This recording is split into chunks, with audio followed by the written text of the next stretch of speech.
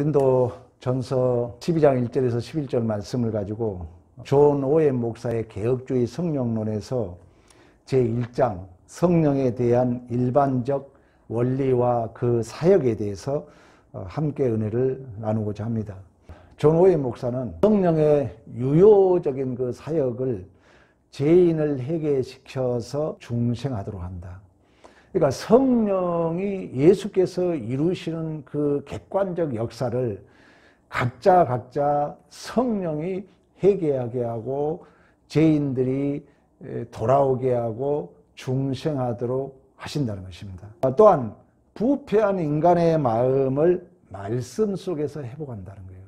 성령이 임하지 않으면 아무리 말씀을 들어도 우리의 부패한 마음이 회복되지 않는다는 것입니다. 그러나 성령이 우리 안에서 부패한 마음을 말씀 안에서 회복시켜 주신 줄로 믿습니다. 또한 성령이 인간의 마음을 밝게 하여서 영적인 신비함, 영적인 것은 신비함이잖아요.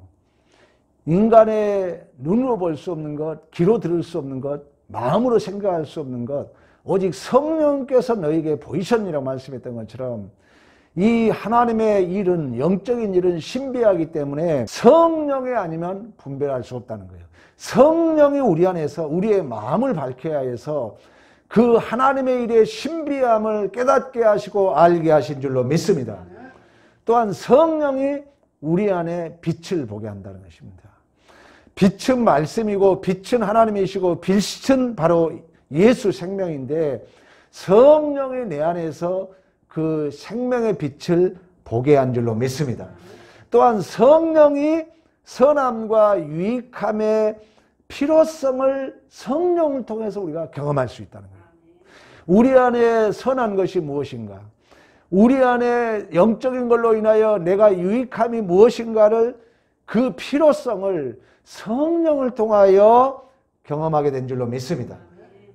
그리고 이제 성령이 우리 안에서 가장 선한 것이 무엇인가? 또 성령이 인간의 진정한 목적이 무엇인가를 기대하게 한다는 거예요. 그래서 일찍이 칼빈은 하나님이 구원과 창조와 승리와 영광과 국률과 자비와 사랑과 은혜를 예수에게 담아놨다면 그 예수와 우리와 붙는 그 띠 역할을 하는 것이 바로 성령 하나님이신 줄로 믿습니다. 그래서 로이드 존스 목사는 모든 역사가 성령 하나님의 주도적인 역사지만 끈질기게 기도할 가치가 있으므로 힘써 기도해라. 힘써 간구해라. 그래서 우리가 금요 기도회만큼은 사모하는 마음으로 힘써 기도하는 마음으로 성령의 역사를 경험해야 될 줄로 믿습니다. 그러므로 존 오웬 목사는 하나님과 사람 사이에 효과 있는 관계를 도모하는 이 성령의 사역, 성령의 사역을 대하여 버리면, 성령의 사역이 없다면 기독교 뿌리가 뽑히는 것이라고 얘기했다는 것입니다. 이것은 자신을 악마에게 자신이 붙잡힐지도 모른다. 오늘 고린도 교회가 이방으로 너희들이 있을 때 우상에게 너희들이 끌려갔느니라고 말씀했던 것처럼 고린도전서 12장 3절에도 그 얘기를 합니다. 성령으로 아니하고는 누구든지 예수를 주라 신할 수 없느니라. 로마서 8장 15절은 너희가 양자의 영을 받았으므로 하나님을 아바 아버지라고 고백한 줄로 믿습니다. 베드로가 예수님이 너희는 나를 누구라고 하냐냐 이렇게 물었을 때 주는 그리스도의 살아계신 하나님이라고 고백합니다. 그때 예수님께서 말씀을 뭐라 하냐면 바요나 시모나 내가 복이 있도다. 이를 내게 알게 하는 혈육이 아니요 하늘에 계신 내 아버지시라고 말씀했던 것처럼 우리가 예수를 주라 고백할 수 있고 우리가 예수를 하나님을 나의 주 나의 하나님으로 고백할 수 있는 것은 우리 안에 전적인 성령이 원동력이 되어주신 줄로 믿습니다. 그러니까 우리가 예수님을 주님이라고 마음에 믿고 예수님을 주님이라고 시인할 수 있는 일 역시 전적인 성령의 사역인 줄로 믿습니다.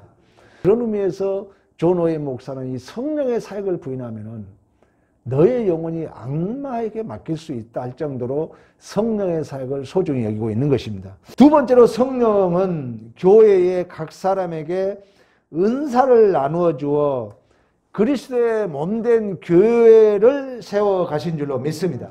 그래서 우리가 오늘 고린도전서 12장 7절에서 11절까지 읽었던 것처럼 각 사람에게 성령을 나타내심은 어떤 사람에게는 성령으로 지혜의 말씀을, 또 어떤 사람에게는 성령에 따라 지식의 말씀을, 또 다른 사람에게는 같은 성령으로 믿음을, 한 성령으로 병 고치는 은사를, 성령으로 능력을 행함을, 성령으로 어떤 사람의 애언함을, 성령으로 어떤 사람은 영들 분별함을, 성령으로 어떤 사람에게는 각종 방언을, 성령으로 어떤 사람에게는 방언을 통역함을, 이 모든 일은 같은 성령께서 행하신 줄로 믿습니다. 그래서 성령께서 이러한 은사를 준다는 거예요. 어떤 은사를 감당하고 사역을 감당하고 직임을 감당함에 있어서 성령께서 그러한 사역과 직임과 은사를 주셔서 교회 안에 서로 교제하게 하시고 헌신하게 하시고 서로 유익을 주며 교회를 든든히 세워 가신 줄로 믿습니다. 그러니까 이 성령의 은사를 우리가 믿지 않으면, 성령께서 이 은사를 준다는 것을 믿지 않으면은 결국 이제 문제가 생기죠. 우리가 잘 알고 있는 것처럼 고린도 교회는 많은 은사를 주셨습니다. 고린도전서 12장, 13장, 14장은 은사장이라 할 정도로 많은 은사를 주셨어요. 근데 이 고린도 교회가 그 은사를 준 만큼이나 교회가 하나 되지 못하고 교회가 아름답게 성장되지 못했습니다. 그 이유는 뭐냐면은 이 하나님께서 오늘 본문에 말씀하고 있는 것처럼 성령께서 은사를 줬는데 성령께서 우리에게 지금을 주고 은사를 주고 사역을 감당하게 했다면은 모든 결과물은 하나님의 은혜이고 선물인 줄로 믿습니다. 근데 이 고린도 교회가 이처럼 은사를 많이 받았음에도 불구하고 게바파, 아볼로파, 그리스도파와 바울파 이렇게 분쟁이 생겼던 것은 이 은사를 자기들이 받는 걸로 오해했다는 거예요. 내가 잘나서 받는 걸로 오해했다는 것입니다. 그리고 이 한 성령 안에서 한 성령이 같은 성령의 은사를 줬다고 그러잖아요. 그러면 그 성령 안에서 하나됨을 지켜야 되며 그 하나님을 자랑해야 할 텐데 내가 은사를 받으면 내가 잘나서 받은 것처럼 자기를 자랑했다는 거예요. 히스기야 왕이 병 걸려 죽게 되잖아요. 그때 아수르의 사내림이, 남유다는 아수르가 점령을 했기 때문에 똥과 오줌을 먹어야 할 정도로 완전히 포위를 당한 것입니다. 그러면서 이 랍사게를 통해서 너희 왕 히스기야 믿는 하나님을 믿지 말아라. 우리 왕 아수르 왕 사내림이 너희들을 먹여주고 살려줄 테니까 항복하라고 그래요. 그래서 히스기야 왕이 그 편지를 가지고 성전에 가서 눈물로 기도했을 때 하나님께서 내가 너의 눈물을 보았고 너의 기도소리를 들었노라. 그리고 생명을 15년 연장해 주고 그 증표로 해어의 그림자를 10도나 물러나게 하신 줄로 믿습니다. 이제 그 소식을 듣고 바벨론 왕이, 히스기야 왕이 죽었다 살아났다는 말을 듣고 병문안으로 와요.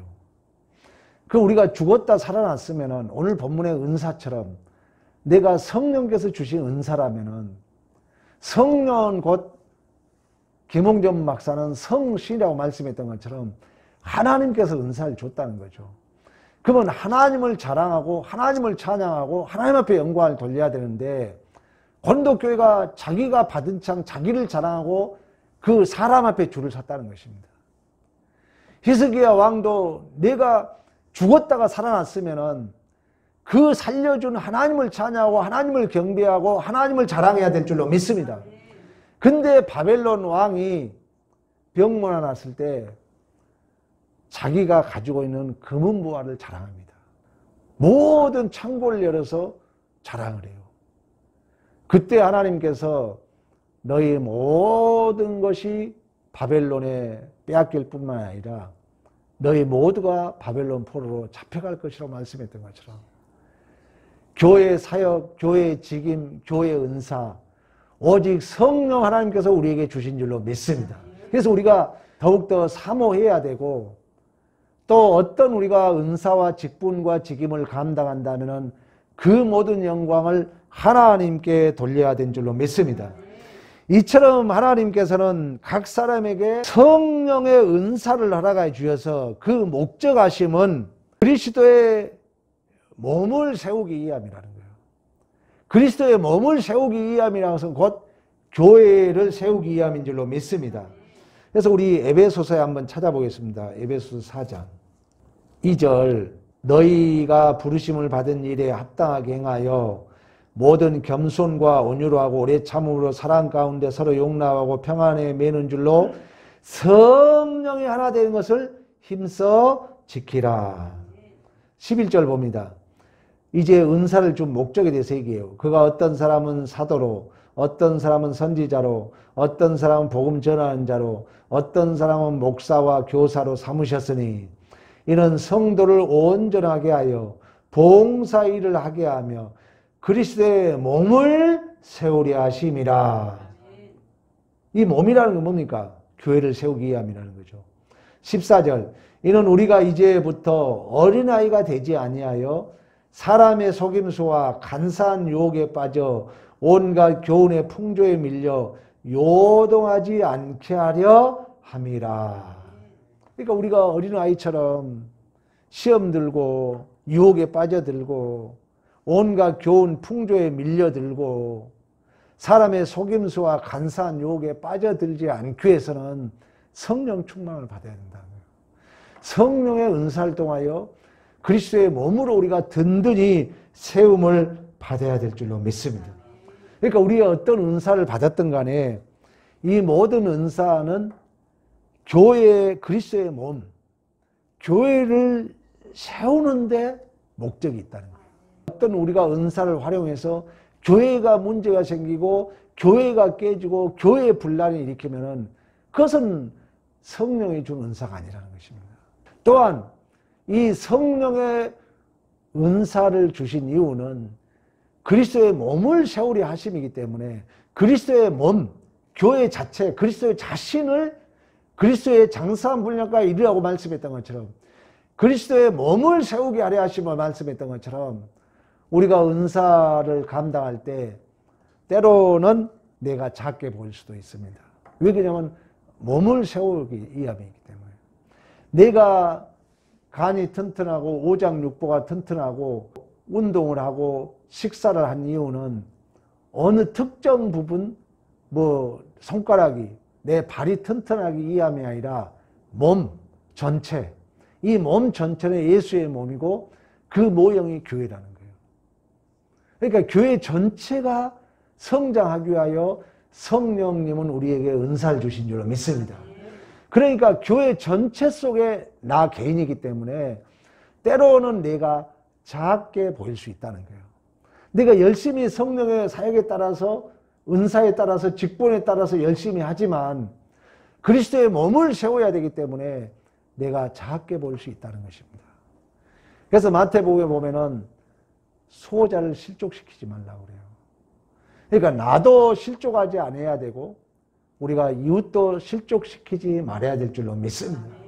그래서 우리가 이렇게 금요 기도에도 작은 수가 모이지만 우리가 서로 실족하지 않아야 되고 또 실족하지 않도록 교회의 종직자들은 이 그리스도의 몸을 교회를 세워나가는데 서로가 협력해야 되고 서로가 동역해야 되고 서로가 위로자로 함께 서야 될 줄로 믿습니다.